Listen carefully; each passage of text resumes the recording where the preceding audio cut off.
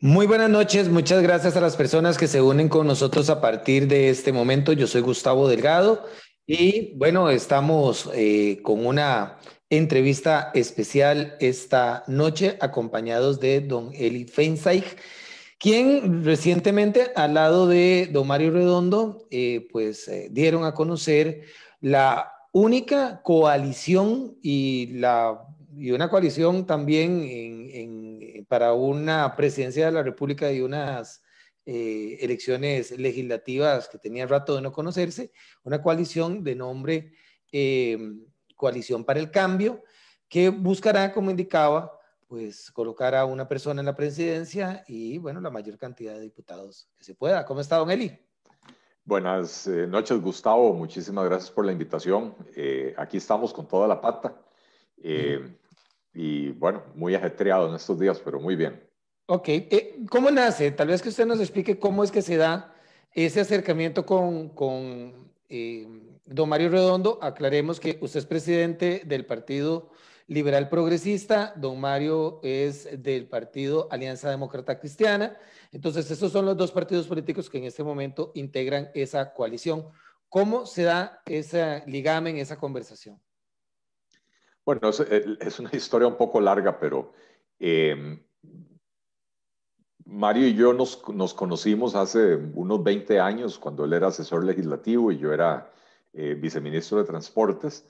No interactuamos mucho, nada más era así de saludarse de vez en cuando me tocaba a mí ir a la Asamblea Legislativa, pero digamos que ya había alguna relación por ahí. Y hace 3 años, un poquito más, cuando recién pasadas las elecciones, eh, me, coincidimos en algún lugar y quedamos en que irnos a tomar un café para hablar del panorama político. Eh, y lo hicimos y nos tomamos un café allá en Spoon de los Yoses, ¿verdad? Y un poco analizamos el panorama político, lo que había pasado en las elecciones recién pasadas, que fueron, la verdad, bastante desagradables con toda la polarización y qué sé yo. Y entonces dijimos, bueno, hey, sigamos conversando y vamos a ver qué podemos hacer juntos, exploremos posibilidades. Eh, y, y, y hablamos de algunas posiciones de él, algunas posiciones mías que podrían ser diferentes y si eso podría provocar, digamos, imposibilitar que llegáramos a trabajar juntos. Eh, y nos dimos cuenta de que no, de que las diferencias no eran tan marcadas y no eran tan importantes y que sí teníamos una coincidencia importante en la forma de ver el mundo, ¿verdad? De entender cuáles son los problemas que afectan a Costa Rica y cuál es el tipo de soluciones que queremos buscar. Eh, Después ya más formalmente, hace un poco más de un año, en marzo del año pasado, marzo del 2020, nos empezamos a reunir ya con formalidad a conversar sobre estos temas. Eh, pero ahora sí, ya pensando formalmente en la posibilidad de hacer una coalición. Ha sido un proceso muy interesante, muy bonito, porque nos hemos llegado a conocer bastante bien, nos hemos compenetrado mucho el uno con el otro. E insisto que lo principal que descubrimos fue que tenemos enormes coincidencias. Y si bien por ahí habían algunas diferencias, la mayoría eran en temas que o ya están resueltos y no vale la pena revivir, o temas que no son los que ponen arroz y frijoles en los platos de todas las familias costarricenses, eh, y que al país no le conviene continuar con la polarización. La ciudadanía está exigiendo que los políticos nos pongamos de acuerdo, que dejemos las rencillas, que no recurramos a polarizar a la población, que seamos más pragmáticos, que no ideologicemos tanto el debate, ¿verdad? En busca de las soluciones a los problemas apremiantes como el desempleo, la pobreza, la inseguridad, la penetración del narcotráfico, la corrupción que está matando a este país, ¿verdad? Y en todos esos temas tenemos enormes coincidencias. Entonces, después de más de un año de estar conversando y de haber explorado otras posibilidades con otras fuerzas políticas, etcétera, llegamos a la conclusión de que sí tenemos mucho en común, lo suficiente como para lanzar un proyecto conjunto, que no hacerlo sería antipatriótico porque el país merece tener una propuesta seria y que sea lo más amplia posible, ¿verdad? Pero también entendiendo que no basta con dos partidos políticos. La ciudadanía ha hablado claro, por lo menos en las encuestas, 87% de la gente no se identifica con ningún partido político.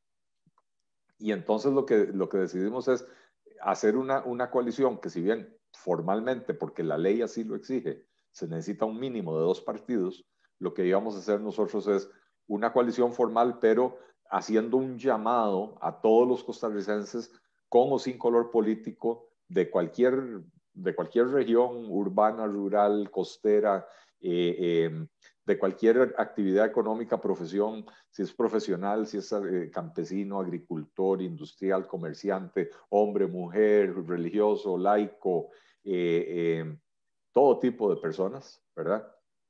Para sumarlas al proyecto, aunque no fueran ni del Partido Alianza Demócrata Cristiana ni del Partido Liberal Progresista.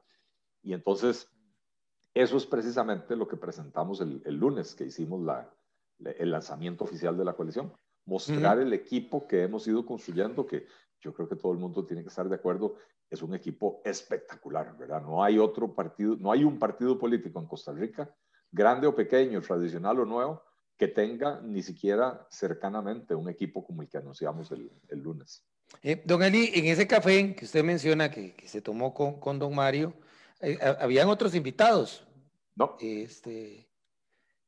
Bueno, después hubo conversaciones con otros representantes de partidos políticos. sí, señor, a lo largo del último año hubo conversaciones con diferentes personas. Por qué ustedes sí se lograron empatar otros como Natalia Díaz y Otto Guevara, por ejemplo, no pudieron, no entraron dentro de la coalición?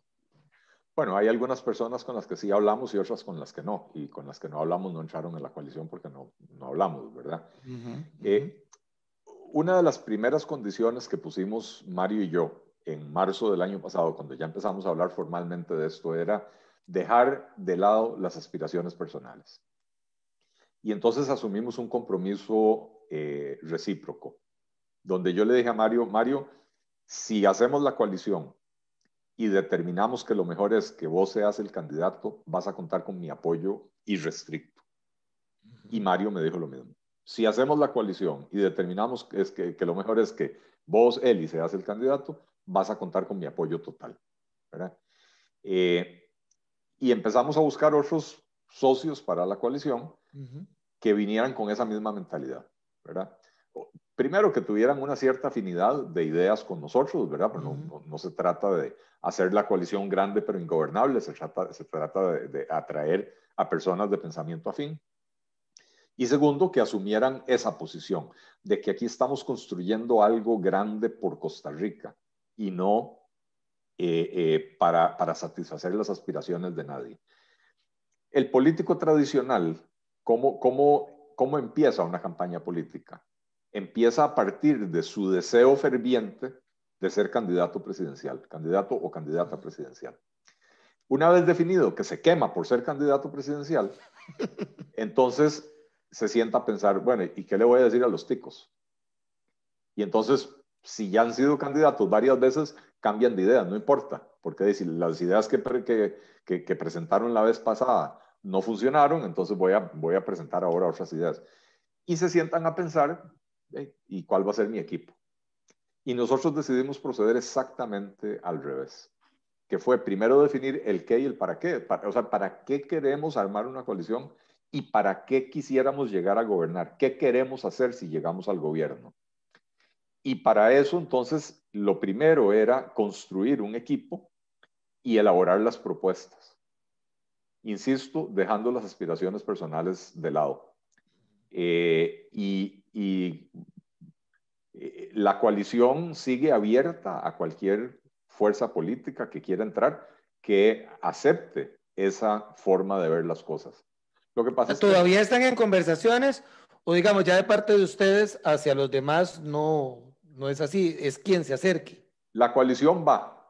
Ya en Sí, este momento ya no hay mucho tiempo porque hay tiempo hasta el 5 de agosto para inscribirla. Y correcto. recordemos que las asambleas nacionales de los partidos tienen que aprobar Aprobar la coalición. y para poder llevar a la Asamblea Nacional hay que tener un acuerdo, ¿verdad? Entonces, el acuerdo entre los dos partidos, liberal progresista y demócrata cristiano, ya está, básicamente, y hay que llevarlo a la Asamblea para que la Asamblea lo apruebe. Si en ese momento entra un tercero, pues entonces ese acuerdo hay que modificarlo para que refleje la entrada de ese tercero. Entonces, ya cada día es más difícil, ¿verdad? Pero si alguien llega a decir, yo soy el candidato y ustedes repártanse lo demás, listo, ya entró quedando en la coalición, no nos interesa, ¿verdad? Entonces, Ujú. eh, eh, de ahí eso explica por qué al final de cuentas quedamos únicamente Mario y yo, ¿verdad? Hay alguna gente y lo reconozco, hay gente que nos dijo, no nos interesa hacer una coalición. Y me parece, por lo menos la claridad es absolutamente respetable. Yo no comparto la visión de que hay que seguir dispersando el panorama político, pero bueno, cada quien hace su lectura, ¿verdad? Pero sí hubo personas que llegaron a exigir la candidatura y que los demás se hicieran a un lado, y entonces no están. Ahora, ¿hubiera sido preferible para usted, digamos, que hubiera más representantes o usted se siente tranquilo así como están? No, yo estoy muy satisfecho con lo que hemos logrado porque, Gustavo, lo que le hemos demostrado al costarricense es que trabajamos en serio, que no hicimos un arroz con mango de políticos para repartirnos puestos, sino que en vez de hacer eso, lo que hicimos fue ir a buscar a algunas de las personas más respetadas del país en los diferentes campos de sus profesiones o de sus actividades y pedirles que nos ayudaran y que formaran parte de nuestro equipo. Y entonces, hacerla crecer solo por tener más nombres no me parece sano. Hacerla crecer atrayendo a gente de lujo como la que anunciamos el lunes, y ojo que el lunes anunciamos apenas una parte del equipo, no es la totalidad del equipo, y te puedo decir que del lunes en la noche a hoy ya varias decenas de personas se han escrito para querer sumarse a las mesas de trabajo Muy y bien. varios centenares de personas han escrito, tal vez no para sumarse a las mesas de trabajo, pero para ponerse a la orden. Mire, yo vivo aquí en Sierpe de Osa y con mucho gusto les ayudo a organizar el esfuerzo aquí en mi región, ¿verdad? Entonces, hacerla crecer de esa manera sana, sí, por supuesto. Muy bien. ¿Ya definieron ustedes el mecanismo para elegir al candidato presidencial? El mecanismo. El candidato se va a elegir por consenso, lo hemos venido hablando de hace tiempo ya, y lo que hicimos fue definir una serie de parámetros que para nosotros son importantes, ¿verdad? Para poder determinar quién consideramos que será la mejor opción en este momento, ¿verdad? No son encuestas, no nos estamos basando en las encuestas, no se trata de eso, sino de analizar cuáles son las necesidades del país en este momento y cómo podemos armar mejor el equipo, Okay. ¿verdad? ¿Consenso entre quiénes? ¿Quiénes son Bueno, los que forman parte de ese consenso? en este momento, Mario liderando el Partido Liberal Progresista, perdón, el Partido Alianza Demócrata Cristiana, y yo liderando el Partido Liberal Progresista. Eh, Tenemos también una serie de personas que son de mutua confianza, ¿verdad? Amigos de ambos de la vida, cuyo criterio confiamos, ¿verdad? Y que entonces les hemos pedido su consejo, su opinión, su guía, y al final de cuentas presentaremos, presentaremos cuál es la conclusión a la que llegamos nosotros de quién debe liderar el esfuerzo, y se lo presentaremos a las asambleas de los partidos, que son soberanas y son finalmente las que deciden quién es o quién no es el candidato. ¿Cuál es la fecha límite para eso? El 5 de agosto tienen que estar presentados los documentos al Tribunal Supremo de Elecciones, para lo cual hay que hacer las asambleas nacionales de los partidos unos días antes para poder preparar toda la documentación y llevarla al tribunal. Pero no tienen, digamos, ya una fecha ustedes definida. Es antes del 5. Esto se lo pregunto porque, bueno, este domingo será la convención de la Unidad Social Cristiana, ya otros candidatos se han definido que son ellos los representantes de ese partido, ya pasó Liberación Nacional. Entonces, pienso, no sé qué considerará usted, que ya un partido que define su partido, perdón, un partido que define su candidato, ya puede empezar a trabajar en esa campaña, mientras que ustedes están ahí todavía a la expectativa de definir quién. Nosotros venimos trabajando desde hace mucho. Es que hay gente que cree que entrar a la carrera política es empezar a hacer publicidad y pegar gritos con eslóganes. Y nosotros entendemos que entrar a la campaña política es construir equipos de gobierno, elaborar propuestas y planes, elaborar una estrategia de gobierno. No basta con tener los planes. Tenemos que saber cuáles de nuestras propuestas vamos a impulsar el día uno, cuáles las vamos a dejar para más adelante y por qué, en qué orden secuencial vamos a llevar las cosas. Todo eso es trabajo que estamos haciendo y por supuesto visitando a las comunidades y acercando a gente al partido y no ha sido necesario tener al candidato definido para hacerlo. Y creo una vez más que el anuncio que hicimos el lunes es fiel reflejo de la calidad del trabajo que estamos haciendo. Yo voy a insistir, Costa Rica está en medio de una profunda crisis económica que venía desde antes de la pandemia, pero que la pandemia la agravó. El mundo está sumido en una situación crítica. Y pregúntese, Gustavo, ¿cuál partido político tiene la cuarta parte del equipo económico que nosotros anunciamos el lunes?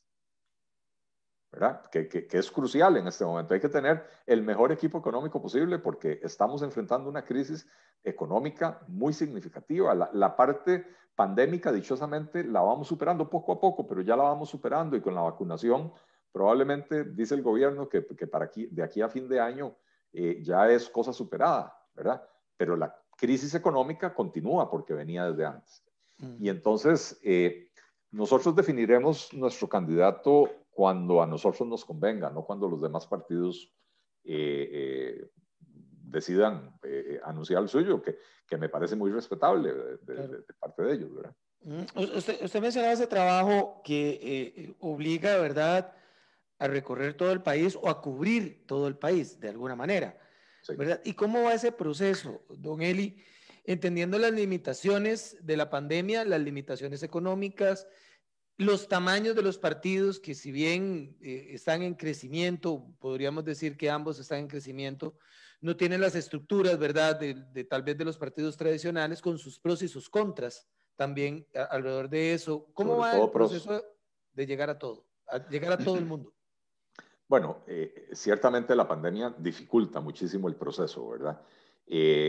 Cuando entramos en este ciclo donde la restricción vehicular era placas pares e impares, se dificulta muchísimo porque uno no puede hacer una gira que si usted la empieza el viernes con una placa par, el sábado no la puede usar, ¿verdad? Entonces no se puede mover y entonces el sábado lo tiene muerto y el domingo se puede volver a mover. Entonces eso ha dificultado muchísimo. La virtualidad ayuda, pero la realidad es que en la política el contacto personal sigue siendo muy importante, ¿verdad? Entonces, antes de entrar en ese ciclo de placas pares e impares, sí habíamos estado haciendo recorridos, ¿cómo se llama? Por cantones alejados del país, armando estructuras de los partidos, etcétera.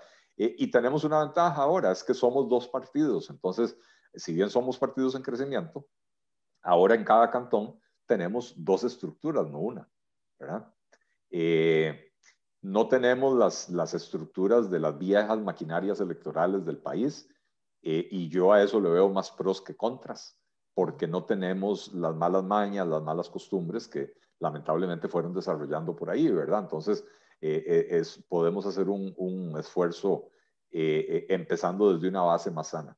Muy bien. Aquí me estaba viendo un mensaje que me pusieron por WhatsApp y me dicen, me preguntan, bueno, le preguntan a usted, ¿cuál es el mecanismo para dirimir las diferencias? Es decir, está muy bien, en lo que están de acuerdo, perfecto, pero en las cosas en las que no están de acuerdo, ¿cuál será la forma en que podrán definir una posición? Eh, eso para nosotros ya es etapa superada, porque dialogando se entiende la gente. El problema es que en Costa Rica no hay una tradición de coaliciones. O sea, Sí hay coaliciones, y si la gente leyó un artículo que publicó hoy don Vladimir de la Cruz en La República, analizando el anuncio que hicimos nosotros de la Coalición para el Cambio, donde hace un recorrido histórico de las coaliciones que han habido en Costa Rica, ¿verdad? Pero en realidad no es algo tan común. Vos lo decías, esta es la primera coalición por lo menos desde el 2010, es la primera coalición que se hace con el nuevo Código Electoral reformado, ¿verdad? Eh, en los países parlamentarios o semiparlamentarios, las coaliciones son cosa de todos los días. Entonces, cuando uno ve, por ejemplo, en Alemania, Angela Merkel lleva 12 años gobernando, pero su partido nunca ha tenido mayoría. Para poder gobernar se tuvo que aliar con los verdes ecologistas, con los liberales alemanes, y son partidos que tienen diferencias entre sí, a veces muy marcadas, ¿verdad? Entre los liberales y los verdes ecologistas de Alemania hay muchas diferencias. ¿Y qué es lo que hacen? Dicen, ok, estos son los puntos en los que tenemos acuerdo. Y entonces esta va a ser la agenda del gobierno. Los puntos en los que tenemos acuerdo son los que van para adelante como agenda del gobierno y los demás no. Todo el gobierno tiene que priorizar. Es imposible hacer absolutamente todo en 4 años. Entonces, la prioridad va a estar en los temas en los que tenemos acuerdo. Dichosamente, en todo lo que tiene que ver con la política económica, la política social, la política ambiental, el combate a las drogas, la inseguridad, etcétera, estamos prácticamente totalmente de acuerdo. Entonces, claro que tenemos un montón de material para gobernar.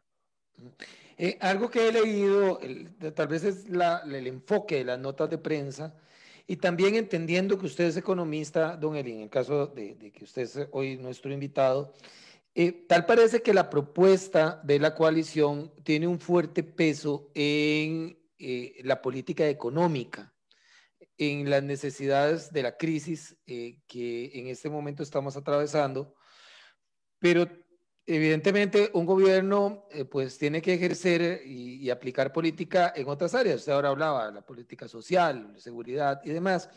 Y aquí viene la pregunta entonces, o sea, ¿qué tanto peso tiene realmente dentro del esquema de ustedes, de su plan de trabajo, lo que es la parte económica en contraposición de las otras necesidades que tenemos como país? Todas las necesidades son importantes. En este momento hay una crisis económica y seríamos irresponsables si no le diéramos la importancia que se merece.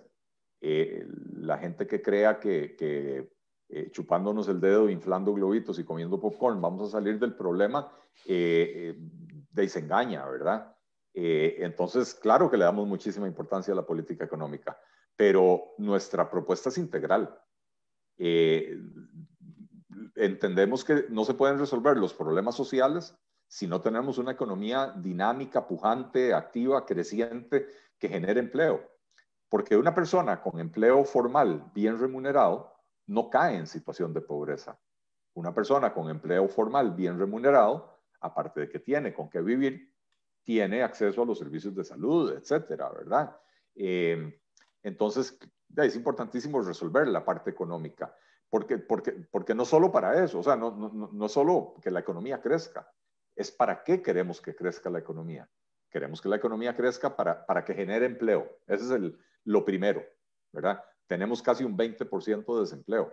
Y las proyecciones que acaba de publicar la semana pasada la OCDE, que ahora es la moda, ¿verdad? Ahora estamos en la OCDE, ellos hablan o ya no me acuerdo si fue el Fondo Monetario Internacional, no importa, las proyecciones que publicaron es que el país va a tener todavía dentro de 3 años un desempleo del 15%.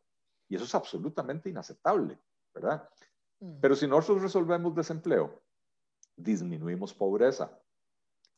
Si nosotros resolvemos desempleo y disminuimos pobreza, le cerramos espacios al crimen organizado, que encuentra fácil penetrar las estructuras de la sociedad cuando la gente no tiene trabajo y está desesperada y no tiene posibilidad de encontrar trabajo.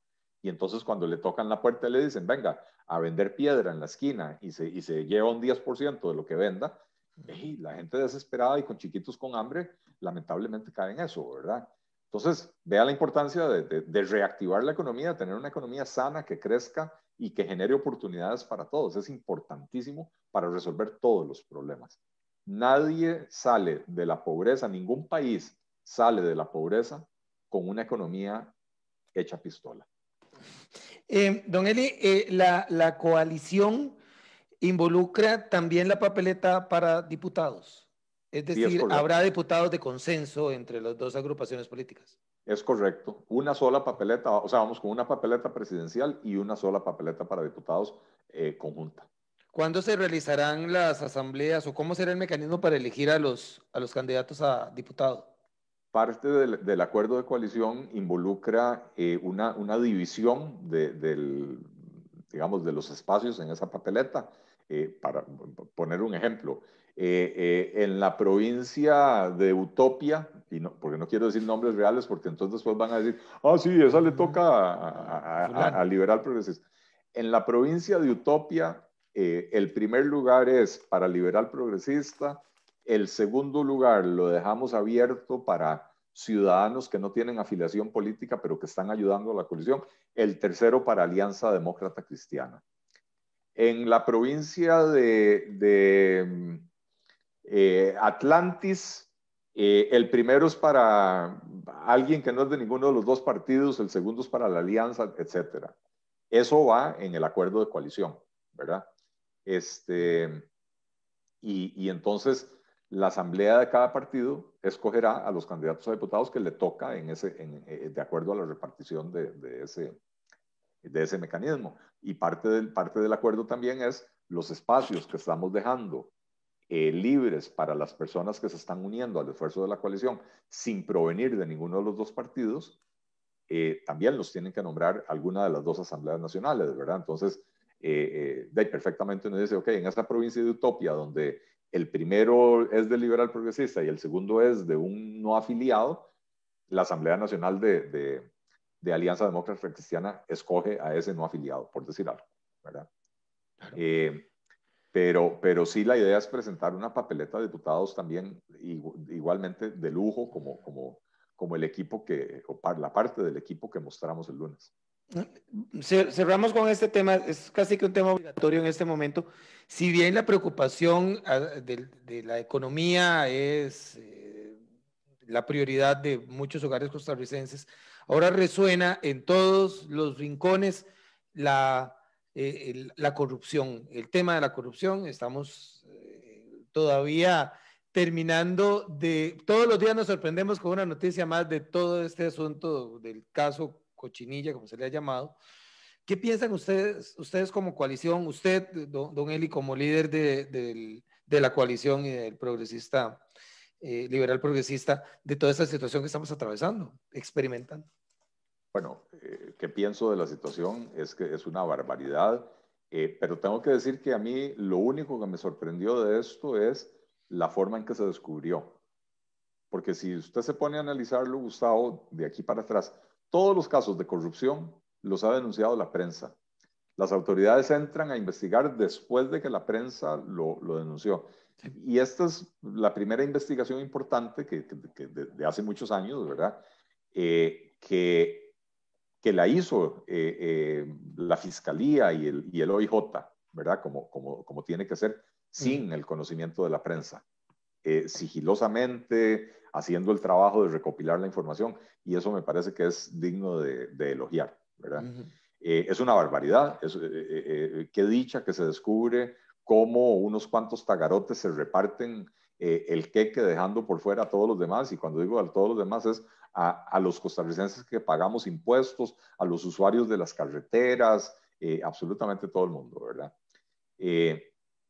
Ahora, si vos ves qué dicen los demás partidos políticos y los candidatos de otros partidos políticos, es una barbaridad y nosotros vamos a combatir la corrupción y no vamos a permitirla más y además vamos a quitar a toda esa bola de corruptos y vamos a poner a los nuestros que sí son buenos.